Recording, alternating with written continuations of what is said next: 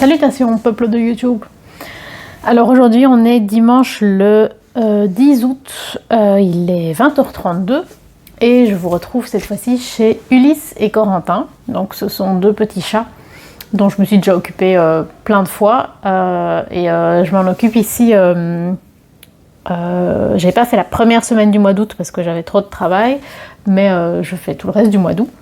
Donc clairement cette vidéo ne sortira que au plus tôt début septembre, je ne sais pas quand, mais voilà, en tout cas c'est chez eux que je suis. Donc aujourd'hui j'ai pris avec moi le First Aid for Broken Hearts Tarot de Nonara. Donc c'est la même personne qui a écrit, conceptualisé et illustré le jeu aux éditions Sacred Scribe Publishing. C'est un jeu qui est sorti il y a vraiment pas très longtemps, que j'ai acheté sur Amazon dès sa sortie, si je me souviens bien. Je l'ai vu, je pense que c'est sur la chaîne de Audrey Pâquerette, possible. Je pense que c'est chez elle que je l'avais vu. Je sais plus si je l'ai vu après l'avoir acheté ou avant, mais en tout cas, clairement avec le titre, ça m'a parlé tout de suite. J'ai eu vraiment envie de l'avoir dès que j'ai vu le concept. Je ne trouve pas l'info de quand il est sorti. Bon, vous devrez me croire sur parole. Sur la boîte, il y a écrit qu'il est à 29,99 $, donc il doit être à une petite trentaine d'euros. C'est un tarot en anglais, comme son titre l'indique, qui ressemble très fort dans le style d'illustration au tarot des moments mystiques et à l'oracle des moments mystiques de Catherine Wellstein. J'ai fait une présentation du tarot quand j'étais chez Mimi, que je vous mets dans le petit i. C'est pas du tout la même personne qui l'a conceptualisé et je pense pas du tout qu'il est fait de la même manière, dans le sens où l'oracle, le tarot des moments mystiques, il est fait vraiment physiquement. Donc c'est des collages, c'est un travail vraiment manuel. Ici, clairement, c'est fait sur ordinateur. Ça ne veut pas dire que l'artiste n'a pas elle-même créé un collage, mais ça me semble un peu moins organique que le tarot des moments mystiques.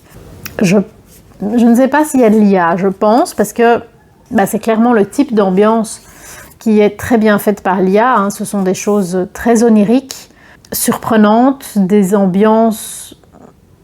oui, oniriques, vraiment, c'est le mot qui convient.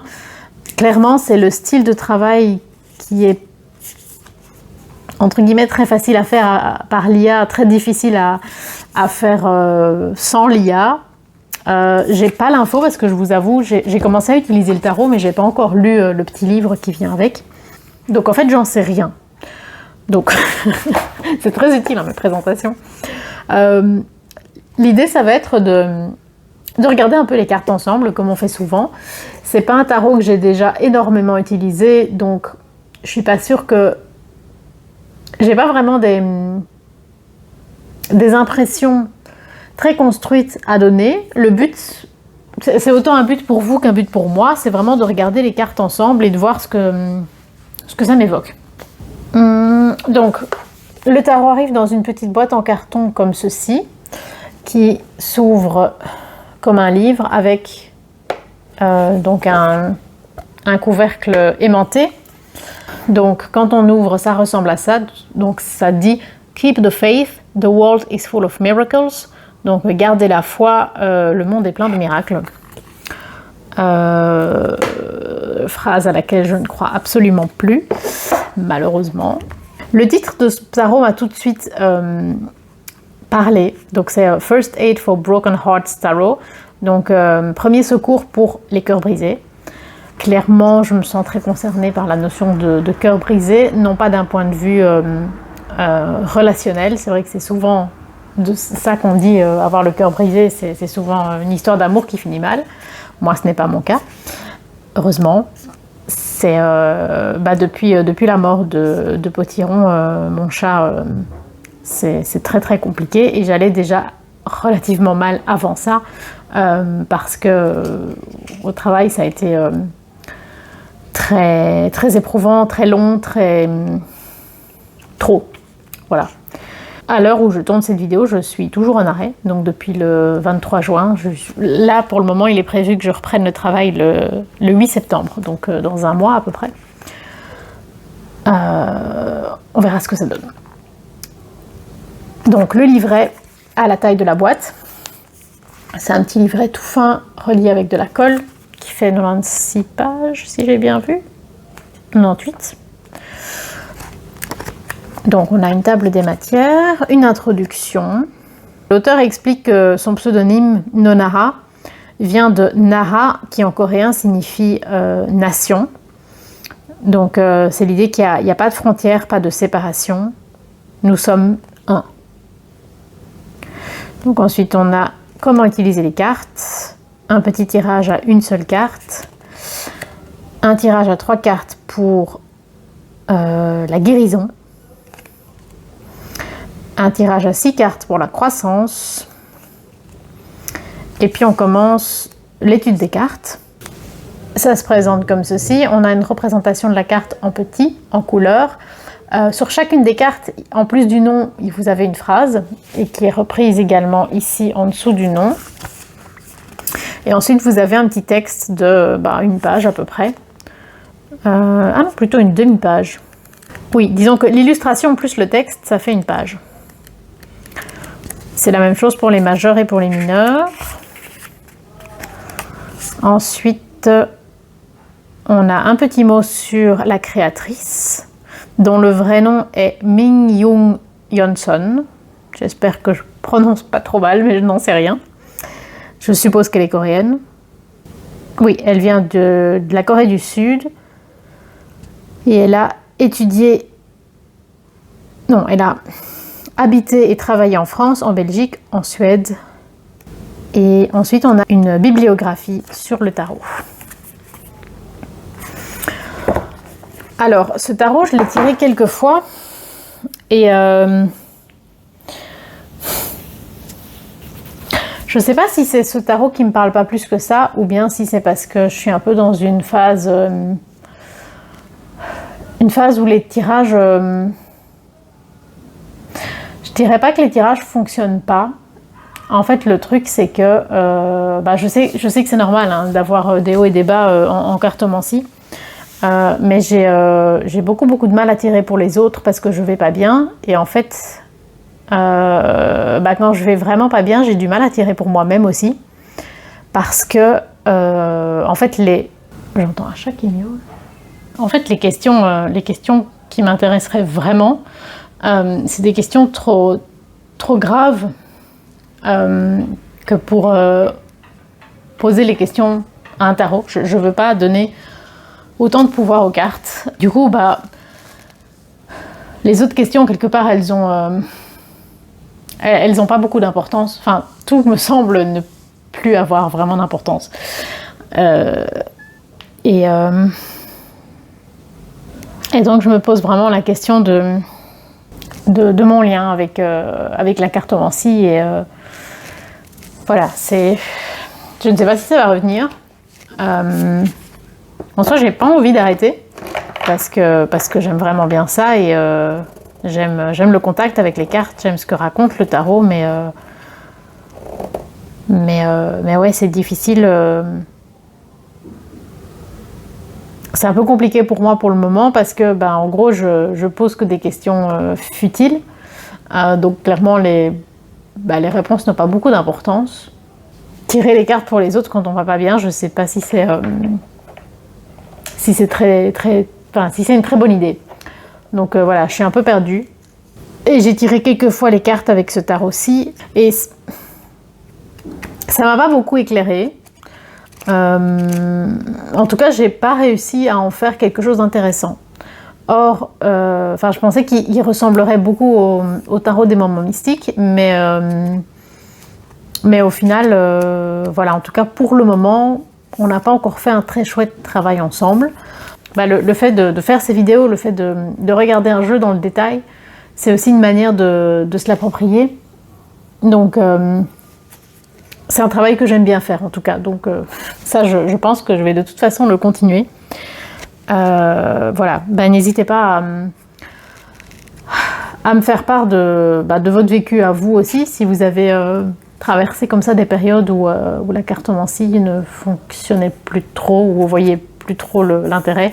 Je sais que Karine de la chaîne Miska Metal a régulièrement comme ça des périodes un peu sans. J'imagine qu'on est plusieurs, hein, mais n'hésitez pas à me dire si vous avez vécu la même chose. Donc le jeu a la taille de la boîte. Donc ce sont de grandes cartes. C'est une petite boîte, mais du coup ça fait des grandes cartes. Moi j'arrive pas du tout à les prendre. C'est-à-dire je sais pas prendre le paquet complet. Donc je le prends dans l'autre sens. Je pense qu'en hauteur c'est plus ou moins standard, mais elles sont beaucoup plus larges qu'un tarot normal. Ceci c'est le dos. La luminosité est un peu trop forte. Ouais, plutôt comme ça. Là, vous voyez bien. Les tranches sont vert clair, mat. C'est pas vraiment mat en fait. Il y a comme des micro-paillettes dedans. C'est mat, mais avec des paillettes. C'est très très joli. C'est probablement une des choses qui m'a donné envie d'avoir le tarot. C'est un fini pétale de rose, ce qui rend le jeu pas du tout glissant. C'est-à-dire que c'est assez difficile de le brasser. Enfin, le brasser, ça va encore. Mais par exemple, à l'étalement, il s'étale pas bien du tout. Les cartes collent fort les unes sur les autres. Bon, ici, mon jeu est encore relativement neuf. Donc, peut-être que quand on l'utilise beaucoup, cet effet disparaît un peu. Mais pour le moment, c'est pas méga agréable. Et à cause de la taille des cartes, le shuffle est pas trop évident à faire. Je le fais sur le coin. C'est pas évident. Faut vraiment le vouloir. Hein. Est-ce que si je les prends comme ça marche? Oui. Non, ça marche peut-être mieux en les prenant quand même... Allez. Comme ceci. Mais ça fait un peu mal aux mains parce que pour moi, il est vraiment trop grand. Par contre, les cartes sont relativement souples. Elles plient bien. Et elles reprennent bien leur forme. Ça, il n'y a pas de souci niveau qualité. Et je pense pas qu'on voit à travers. Il n'y a pas une lumière très forte ici pour juger, mais non, on ne voit pas à travers. Donc niveau qualité, il n'y a pas de souci. Bon, on va regarder les cartes. Trêve de blabla. Je ne vais pas vous lire à chaque fois la petite phrase qui est en dessous parce que sinon on en a pour 3 heures. Comme d'habitude, je vais tirer une carte à la fin et vous lire ce qu'il y a dans, enfin vous traduire ce qu'il y a dans le petit livre. Et à ce moment-là, alors on va lire aussi la petite phrase en dessous. Du peu que j'ai déjà tiré, je me suis fait la réflexion que on s'éloignait quand même parfois un peu des significations traditionnelles. Donc, le 6 de bâton, on a un petit garçon qui est comme porté par des lianes. Un peu dans une sorte de forêt de bambou. C'est très onirique, hein, donc il n'y a pas toujours de logique entre les différents éléments. Tu remontes Ulysse? Il est venu manger. Petite boulette.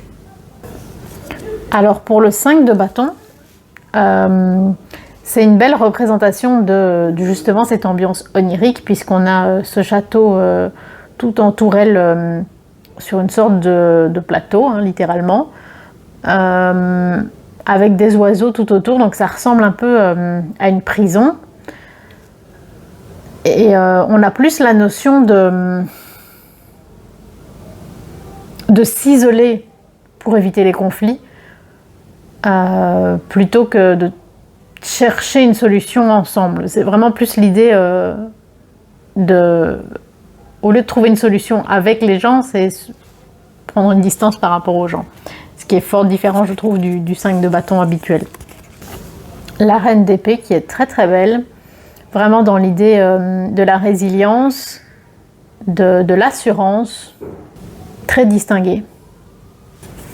Alors le 4 de coupe est très surprenant, surtout qu'on a comme si le personnage c'est comme si elle tenait quelque chose en main, et quand on regarde, en fait, on se rend compte que c'est la tête d'un oiseau d'eau qu'elle tient en main. Donc c'est en ça qu'il y a des choses comme ça très illogiques qui font clairement penser au travail avec l'intelligence artificielle, qui amène inévitablement une dimension onirique à laquelle on peut trouver un symbolisme très intéressant.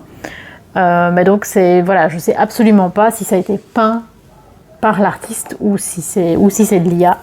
Peut-être que pour vous ça change rien. Mais voilà, et ici donc la phrase du 4 de coupe, c'est considère les possibilités que tu laisses derrière toi. C'est une invitation à l'introspection. Le lien avec le 4 de coupe, il n'est pas impossible à faire dans mon esprit, mais il est quand même... C'est pas direct, quoi. Alors c'est peut-être parce que c'est un tarot particulièrement subtil et intelligent, mais je m'attendais à moins de décalage avec un rider. Je trouve que les illustrations suggèrent quelque chose de très complexe, de très intérieur, de très personnel, de très réfléchi. Et en même temps, les phrases qui accompagnent les cartes et les petits textes dans le livre sont au contraire sur quelque chose de très simple, de très bienveillant et de très pratique aussi. Donc je dis pas que c'est pas bien, mais ça fait un contraste surprenant. En tout cas, moi j'étais surprise. Petit détail dont j'ai pas encore parlé, on a différentes couleurs pour les petites phrases en dessous des cartes. Donc les bâtons, on est sur le jaune, les épées, on est sur du bleu clair, les coupes, on est sur du vert clair. Les majeurs sont un peu plus bleus. Donc en fait, sous cette perspective, les épées paraissent plutôt grises. La différence n'est pas flagrante dans la caméra. Est-ce qu'on pourrait avoir des pentacles? Voilà. Et les pentacles sont en orange. Comme ça, vous avez l'aperçu de toutes les couleurs. Pour l'ermite, on a... c'est très très beau, je trouve, l'existence de ce phare à l'intérieur de la tête.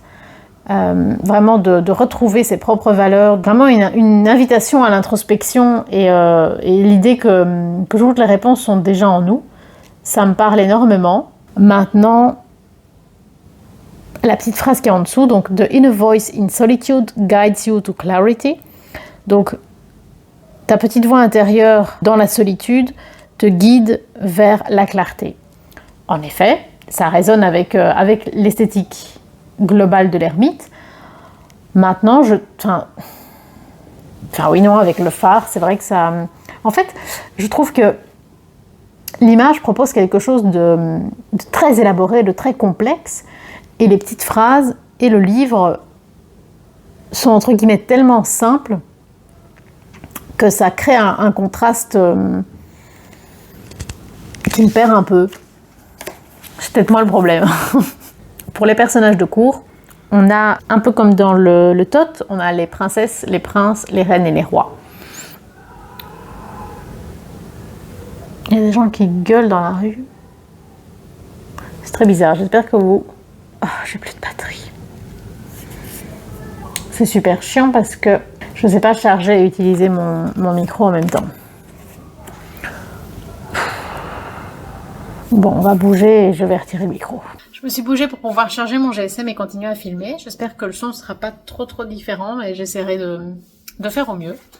Alors on a le prince de denier, donc qui correspond au chevalier, où on a ce petit garçon qui porte des bois qui ressemblent... La luminosité est vraiment pas top.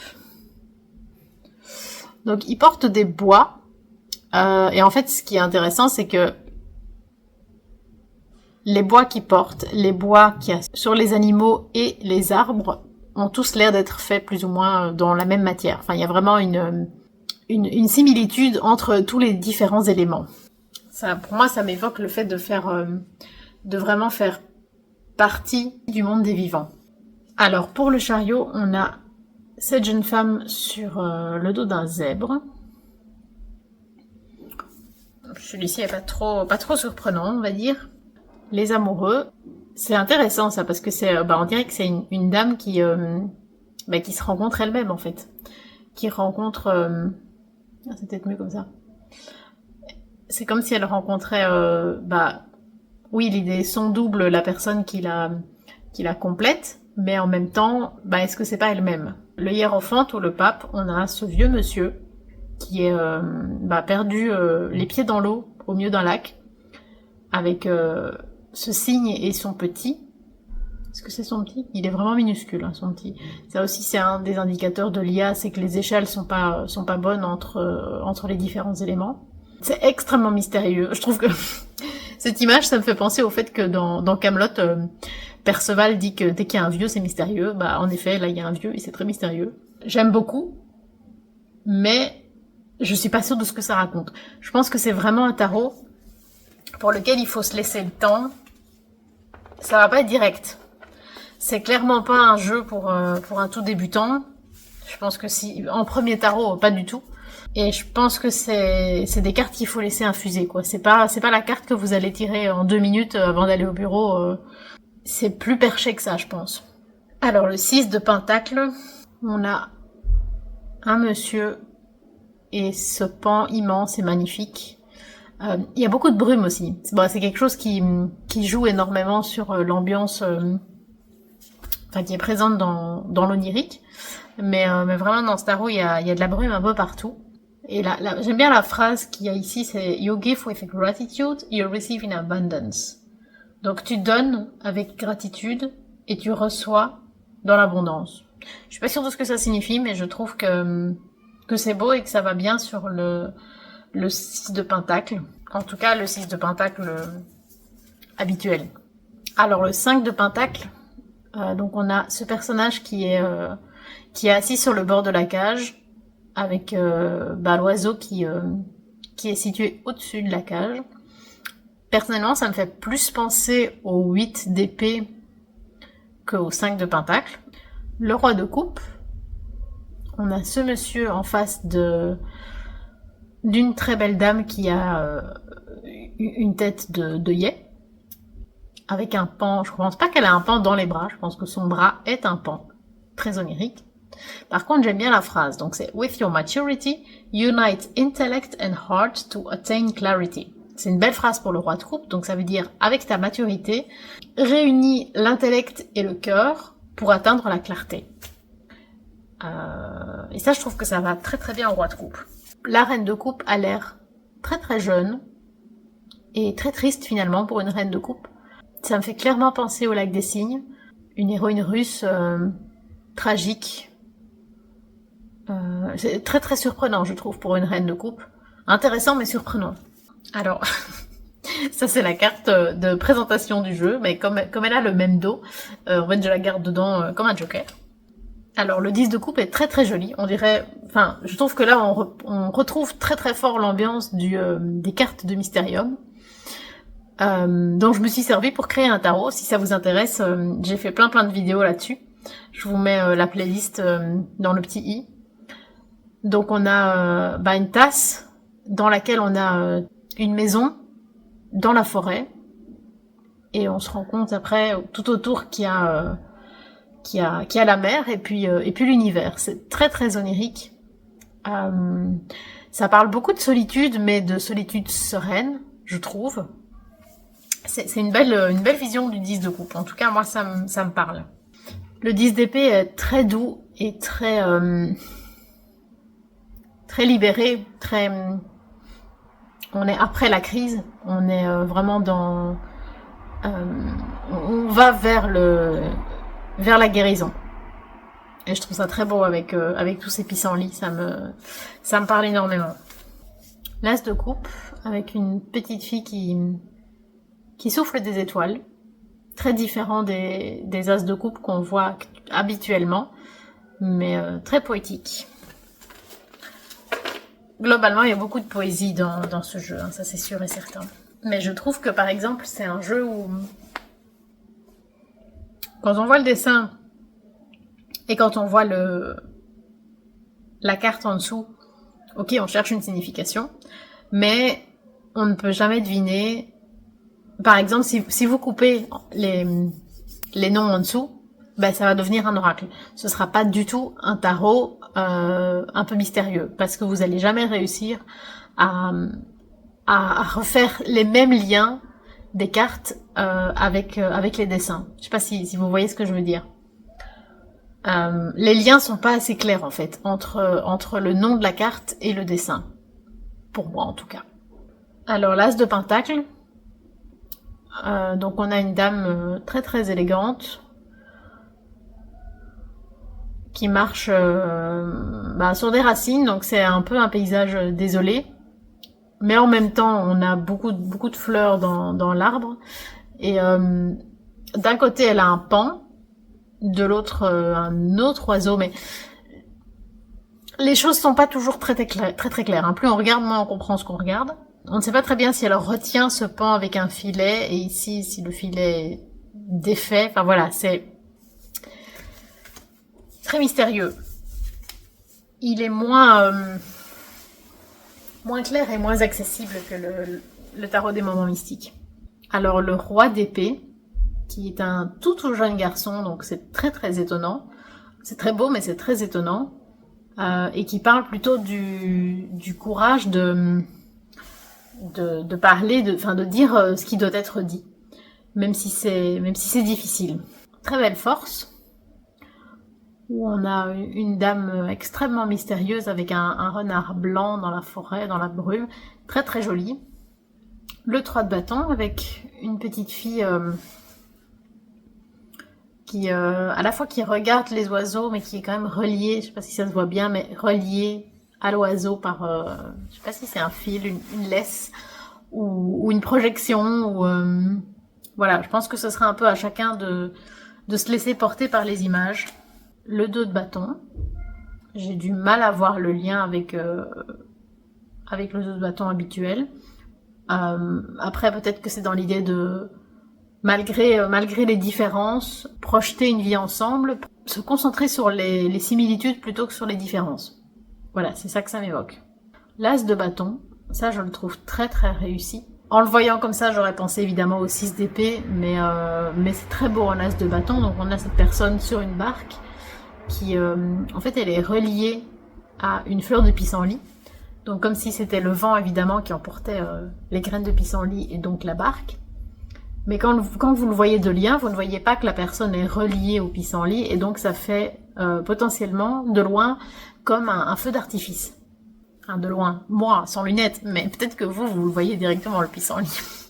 Alors le roi d'épée, ça me touche énormément. C'est pour moi c'est un peu une vision de l'au-delà, je pense. En tout cas, ce que j'aimerais que l'au-delà puisse être.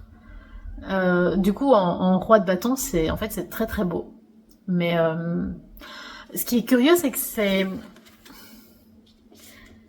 il se présente comme un tarot pour les cœurs brisés, mais j'ai l'impression qu'il est trop complexe à gérer quand on a vraiment le cœur brisé. Je ne sais pas. La reine de bâton, qui a l'air totalement imperturbable, et qui, j'imagine, représente l'indépendance. La princesse d'épée, donc c'est l'équivalent du valet d'épée, du page. Tout est très étrange, hein. On peut se dire, la girafe est tellement grande qu'elle arrive dans les nuages. Oui, mais la petite fille, en fait, elle est sur un caillou qui est porté par des ballons, donc tout est saugrenu. Et autant ce côté onirique, je trouvais servait le propos dans le tarot. Je veux vraiment en faire un oracle. Il existe, hein, mais moi je connais surtout le tarot. Autant ça servait le propos dans le tarot des moments mystiques, autant ici ça me perd en fait. Ça me perd complètement. Alors le set de coupe est très très différent des sets de coupe habituels. On est vraiment sur l'idée de ne pas se laisser impressionner par les illusions pour retrouver sa propre réalité. Donc très différent dans l'approche, mais bon, en soi il raconte la même chose, hein, mais quand même pas facile. La tour qui est très très étrange et très jolie, mais on n'a pas spécialement cette notion d'effondrement. On est plus sur le mental, plutôt même sur la charge mentale. Je le verrais bien en 10 d'épée par exemple. Mais voilà. Ça ressemble à un pigeonnier, mais tout autour ça ressemble plus à des chauves-souris qu'à des pigeons. Ça fait un peu film d'horreur, hein. C'est le cas par exemple ici pour le diable. Enfin, ça fait quand même fort penser à Shining, hein, d'avoir ces deux jumelles comme ça. Très très étonnant pour le diable. Je suis pas sûre de comprendre. Le 7 de pentacle. C'est intéressant d'avoir lié ça aux plantes crassulescentes et aux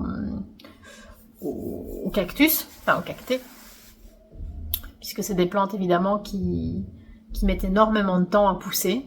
Donc on a cette notion d'investissement et de garder la foi dans le processus. Le 6 de coupe, où les deux personnes se rencontrent sur le pont, très différent d'un 6 de coupe habituel. Le soleil, qui est presque caché dans la brume. On a le petit acrobate qui est attaché à rien, hein, quand vous regardez son trapèze, l'ambiance onirique, quoi. Je suis désolée, je me répète, je me répète en permanence. Alors la princesse de pentacle, donc l'équivalent du valet de pentacle. Pourquoi pas, on a la lourdeur la lenteur du travail avec ce château très médiéval, très très massif. Par contre, on dirait une sorte de poney. C'est-à-dire que visuellement c'est un zèbre. Au point de vue des rayures, c'est un zèbre, mais au point de vue de la morphologie, c'est un poney. Et alors si vous regardez, j'ai l'impression qu'au lieu d'avoir des sabots, il a une sorte de chaussures à talons. C'est peut-être moi qui fabule. Il y a beaucoup de choses à regarder sur ces cartes. Je suis pas sûre que toutes ces choses aient un sens, mais il y a des choses à regarder. Mais c'est un tarot je trouve qu'il est plus malaisant que réconfortant. Le 10 de pentacle. Alors moi j'y vois un vieux monsieur qui a utilisé son argent, son temps et sa passion pour créer des abris pour les oiseaux, qui s'est isolé et qui vit tout seul, juste avec ses oiseaux dans son bel environnement, qui a besoin de personne. Ça me va très bien. Alors le 9 de pentacle, où on a les âges sont très forts transformés dans ce tarot. D'habitude le 9 de pentacle c'est quand même une dame d'un certain âge, très élégante. Elle est plutôt en milieu de vie, qui a atteint un certain confort, et ici c'est à peine une adolescente, limite plus une enfant.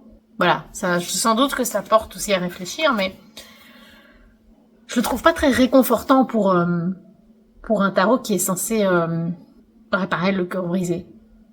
En tout cas, moi, il m'a pas réparé. Le prince d'épée, donc l'équivalent du chevalier.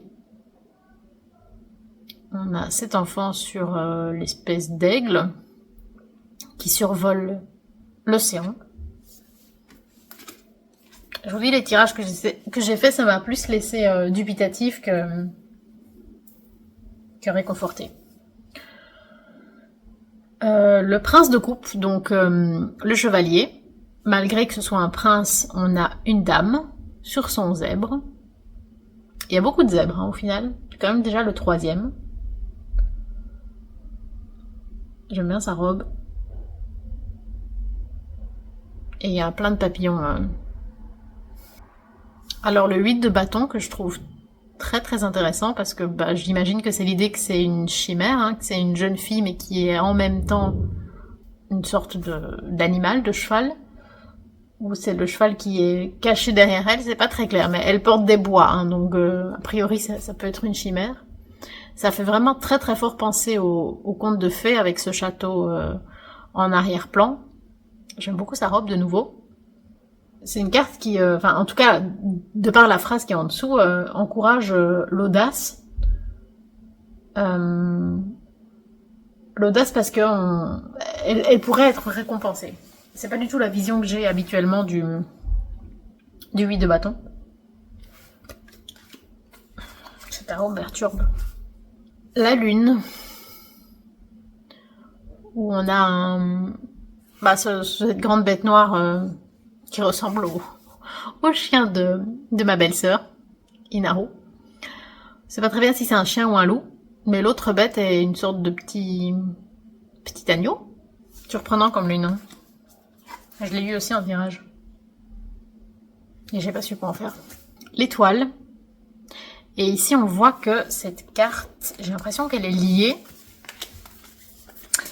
Elle est liée à ma carte l'autre qui était dans la barque, que j'avais dit qu'il ressemblait au 6 d'épée, qui n'était pas le 6 d'épée, qui était l'as de bâton. Non, c'est pas la même madame. C'est pas la même barque non plus. Mais on a l'impression que c'est la suite. Genre, il y a eu tellement de vent que, pouf, tout s'est dispersé. Et, après, c'est beau que les étoiles soient des graines de pissenlit. Ça me parle beaucoup. J'aimerais bien arriver à faire pousser des pissenlits dans mon jardin. J'en disperse très régulièrement, mais il y en a pas qui poussent. Je suis la seule personne de l'univers à vouloir des pissenlits et à pas arriver à en avoir. Mais j'ai l'impression qu'à chaque fois qu'il y en a, à chaque fois que je mets des graines, les souris les mangent. La haute fortune, où on voit que ces deux voyageuses se font porter par le vent, et donc il y a cette idée, si tu comptes sur le vent pour avancer, quand il n'y a pas de vent, t'avances pas. Donc t'es pas maître de tout ce qui se passe. Et ce qui est marrant, c'est que là, ce sont clairement des parapluies, enfin des ombrelles, et là, c'est comme si c'était un chapeau de champignon. Elise et Corentin sont en haut. Ils s'en foutent complètement que je sois là. Alors, ce pendu est très très surprenant. Donc on a l'impression que le monsieur est pendu à l'arbre grâce à la corde. Et je ne sais pas si c'est l'idée qu'il a été amputé, ou si c'est l'idée que la fin de sa jambe, c'est l'arbre. Après, l'un n'empêche pas l'autre. Il y a clairement l'idée d'une nouvelle perspective, donc j'imagine de faire aussi avec ce qui se passe. Ça, c'est une notion qui est fort reprise aussi dans le pendu du tarot, le encore tarot, que j'utilise pour le moment, et c'est la carte que j'ai eue ce matin, et c'était justement le message que j'ai eu. Alors, la justice est très très belle, j'adore la robe, et il y a beaucoup de gravité, beaucoup de solennité, solennel, beaucoup de solennel dans cette carte. Je suis pas sûre de ce qu'elle signifie, parce que j'ai presque l'impression que ce qu'elle porte ici, c'est une pile d'assiettes. Et donc ça me renvoie à le poids du patriarcat. Je sais pas si c'est ça l'intention de l'auteur, mais c'est ce que ça m'évoque. Donc de remettre en cause, de mettre en question la justice du monde. Pourquoi c'est toujours les mêmes qui doivent payer? Dans un sens comme dans l'autre. Alors, la princesse de coupe, donc l'équivalent du valet. J'aime beaucoup le fait que ce soit un homme. Par contre, c'est très très surprenant. Hein, ça a l'air d'être un homme un peu flippant. Je verrais ça dans un film d'horreur. Sincèrement, avec sa valise comme ça qui lévite. Après, ça peut être aussi l'idée que si on a... Quand on a le cœur brisé, ce qui se passe dans la tête est compliqué. Donc non, c'est peut-être que c'est l'idée que c'est pas nécessairement un tarot qui réconforte. Ça peut être aussi un tarot qui montre ce qui se passe dans la tête. Si ça se trouve, c'est juste expliqué dans le livret. Hein. Le 3 de coupe est très très joli avec ces trois jeunes femmes sur la lune. Après, l'aigle est très étrange, donc je suspecte clairement l'IA, puisqu'il a 3 ailes et il a pas de pattes et il a pas de tête. Enfin, c'est très étrange. Les 3 petites nanas comme ça me fait penser à 2 choses. Ça me fait penser aux uniformes de la Starfleet, donc dans Star Trek, puisque c'est les couleurs des trois catégories de personnel, on va dire. Et ça me fait penser aussi aux 3 jeunes femmes dans La Belle et la Bête qui sont amoureuses de Gaston. L'empereur est très très beau. Ce petit garçon comme ça avec de nouveau les bois. Les bois sont très présents. Les bois comme des cornes. Hein. Il y a plusieurs cartes qui présentent ça. Je vais essayer de vous les mettre en perspective. Si ça se trouve, il y a plein de choses qui sont expliquées dans le livret et peut-être qu'en utilisant le jeu en profondeur, il y a plein de liens qui vont se faire, qui vont m'apparaître. Si ça se trouve, quand je reverrai cette vidéo dans un an, je me dirai mais qu'est-ce que j'étais bête dans cette vidéo. Dites-moi si vous avez beaucoup utilisé le tarot et qu'il y a plein de choses qui se sont éclaircies pour vous. Après, j'ai l'impression qu'on est beaucoup à avoir trop de jeux et à être perdu en fait. Donc voilà, on a déjà eu... C'est déjà la 3e carte où il y a la présence des bois. Et c'est toujours des très jeunes enfants. J'aime bien. Alors, le 7 de bâton. On retrouve la barque et on retrouve les pissenlits. C'est joli. Donc, on est dans l'idée de défendre ce qui est écrit en dessous. Hein. Donc, défends ce à quoi tu accordes de la valeur avec intégrité. Stand up for your beliefs. Stand up, c'est difficile à traduire en français. Prends position pour ce en quoi tu crois. Je trouve ça très très beau avec ces pissenlits. Peut-être dans l'idée, moi je relie ça à la notion d'habiter une maison. De dire, ici j'ai fait pousser des choses, c'est moi qui les ai fait pousser, et donc je suis chez moi. Un peu la notion de... Je parle dans tous les sens, hein, mais la notion de coloniser. Ce qui permet de dire qu'on a colonisé un endroit, c'est le fait de faire pousser des choses. C'est ce qui est expliqué dans... c'est comment ? Seul sur Mars, je crois. Je sais plus comment c'est en anglais. Il y a un livre, il y a un film qui a été adapté, que j'aime beaucoup d'ailleurs. C'est un biologiste qui est en même astronaute, mais il est biologiste. Et donc il fait pousser, pour survivre seul sur Mars, il fait pousser des patates. Et j'adore cette idée. Et ça me renvoie à ça. C'est compliqué dans ma tête. Hein.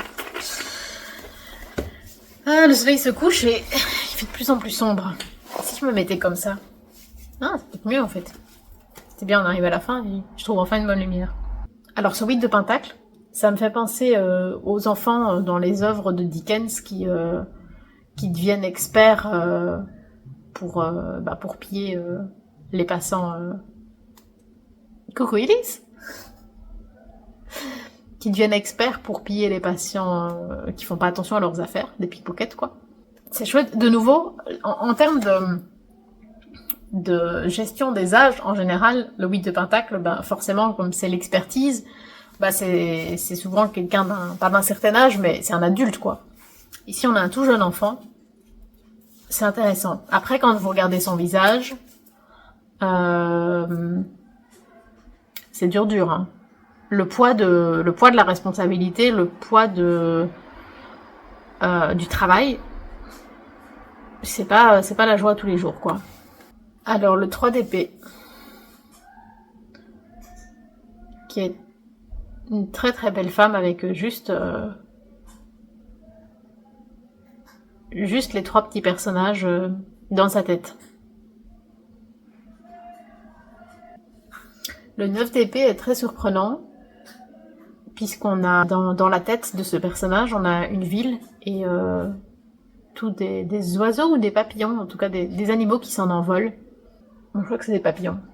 C'est surprenant comme 9 d'épée. Le 2 de coupe avec 2 petites filles dans les champs. C'est chouette de pas avoir tout le temps un couple pour les 2 de coupe.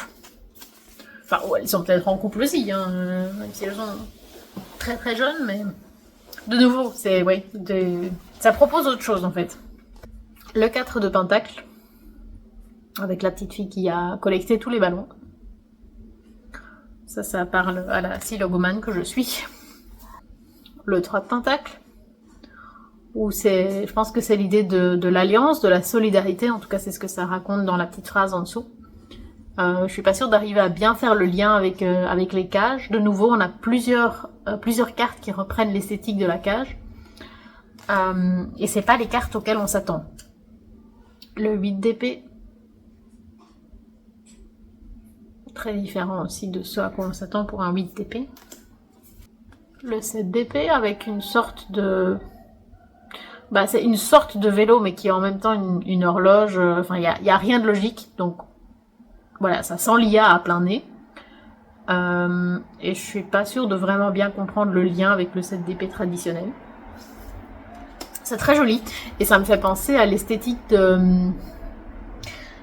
comment s'appelle ce film? Nightmare Alley de Del Toro avec Rooney Mara. Très bon film, mais il y a la scène avec la poule, je déteste. Forcément. Le 2 de Pentacle.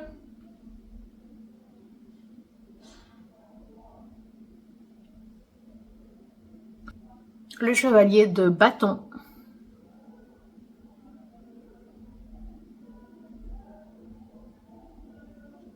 Les chevaliers sont très très jeunes, hein, globalement.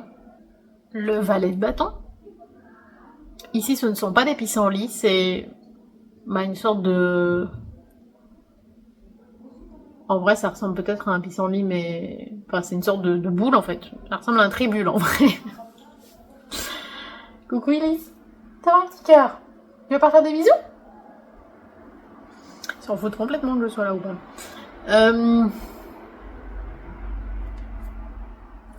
Il y a beaucoup de cartes pour lesquelles je suis confuse, je sais pas trop quoi dire.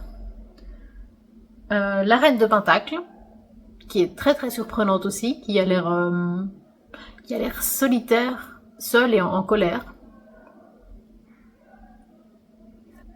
Le 5 de coupe, qui est très beau et en fait c'est intéressant parce que c'est comme si d'habitude c'est les coupes qui sont renversées et on se dit ah bah oui il a perdu des coupes et donc c'est ça la métaphore.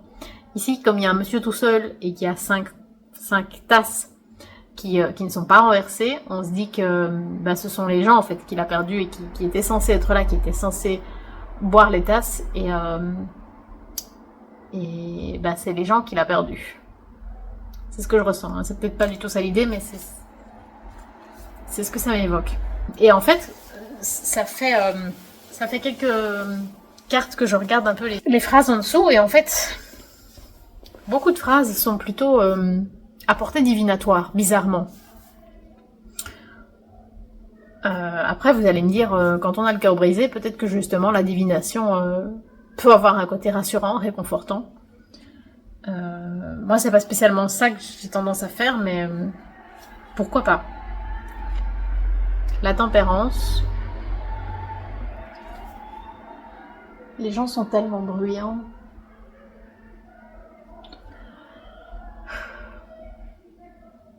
La tempérance avec ce petit garçon qui est un ange. J'ai l'impression que la mort est fort présente dans ce tarot quand même de manière globale. Bel enchaînement. Très belle vision de la mort.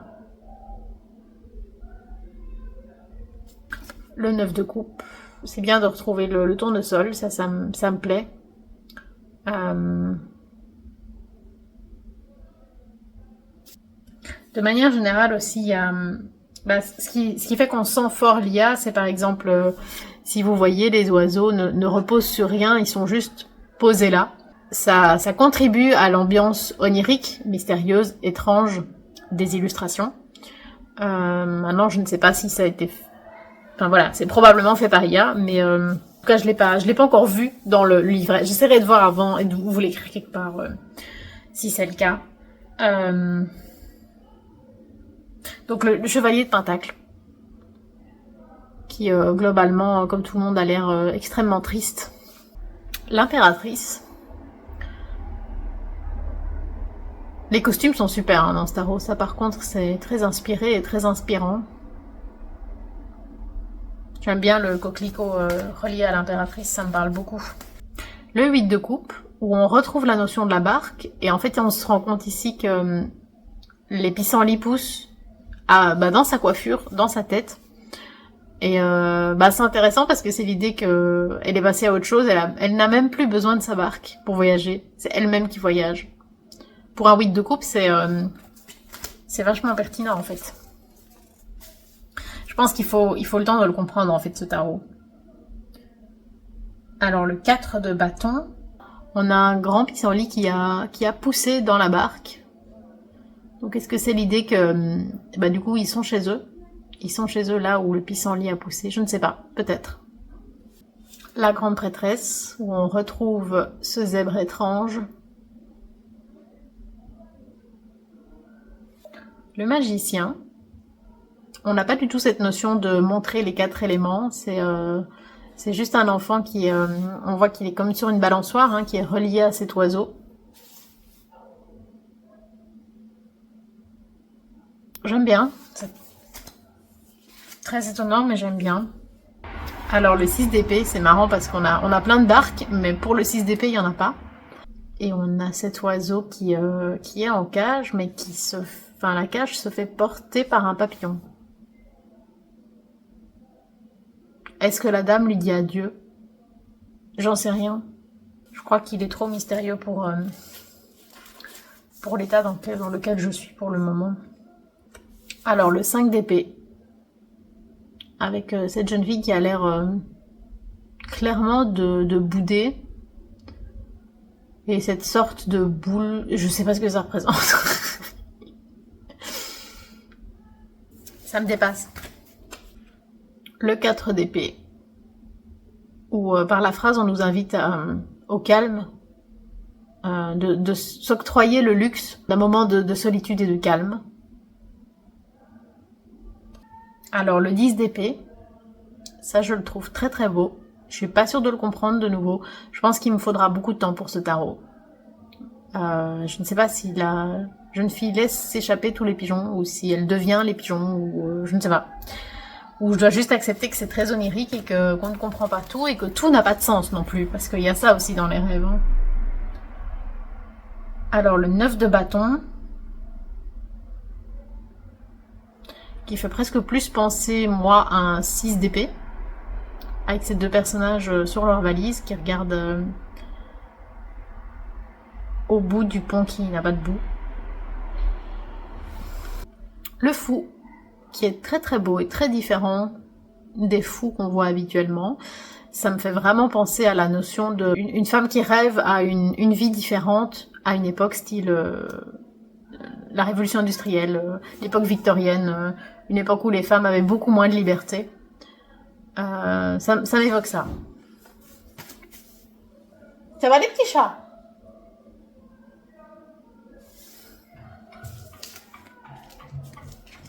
Coucou Corentin. Ça va mon amour? Bonjour. Bonjour petit pipi. Petit poil. Alors, le monde. Le monde qui fait presque plus penser à un mix entre le monde et l'étoile. C'est comme si les cartes avaient été mélangées ou des éléments d'une carte avaient été prises pour faire une autre carte. C'est joli et c'est intéressant, hein, mais c'est pas évident. Vraiment, vraiment pas évident. Le jugement, peut-être avec la notion de... Si on nous voyait d'une autre planète, donc vraiment avec une autre perspective, des autres valeurs, comment est-ce qu'on jugerait nos actions? Quel regard on aurait sur nos choix? Le 2 d'épée. Très très mystérieux, très intriguant, très étrange, très dérangeant. Et on termine avec l'As d'épée, où c'est une jeune fille dans les nuages. Je ne sais pas si elle est portée par l'oiseau ou si elle est l'oiseau. Rien n'est très clair. Hein. C'est l'ambiance IA, donc Donc voilà, je vous propose quand même de tirer une carte pour que vous voyez de quoi parle le livre. Je sais pas si je saurais très bien traduire, mais quelle question je vais poser? J'ai envie de poser une question fermée et dire est-ce que je dois te garder? Qu'est-ce qu'on va faire ensemble? Voilà, parce que qu'est-ce qu'on va faire ensemble, petit jeu? Parce que tu me déroutes. Tu me déroutes tellement. Dans le livret, il n'y a pas de signification proposée pour les positions droite ou renversée. Je sais qu'il y a très peu de gens qui utilisent les positions inversées, mais moi je l'utilise, donc je préfère le mentionner quand même. Après, je pense que l'intérêt d'avoir des cartes aussi étranges comme ça, c'est aussi de trouver ses propres significations. J'ai trop parlé, j'ai mal à la gorge. J'étais persuadée de faire une vidéo courte, et puis en fait elle est méga longue.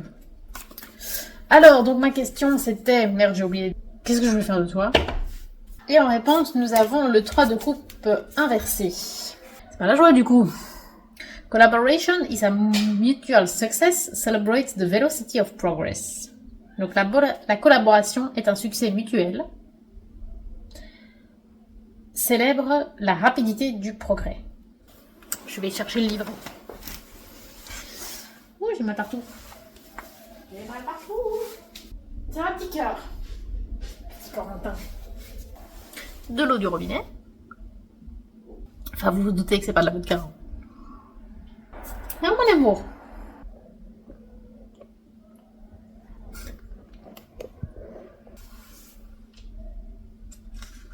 Je trouve que finalement le livret est aussi énigmatique que les images. Donc, pour le 3 de coupe, il nous parle de collaboration, en disant que c'est un point essentiel dans la recherche, dans la recherche de la réussite, puisque ça apporte une perspective différente. À tel point que j'ai presque l'impression qu'il parle d'un 3 de denier plus que d'un 3 de coupe. Donc, la créativité partagée nous élève à de nouvelles hauteurs. Je trouve que c'est beaucoup de blabla compliqué pour pas dire grand-chose.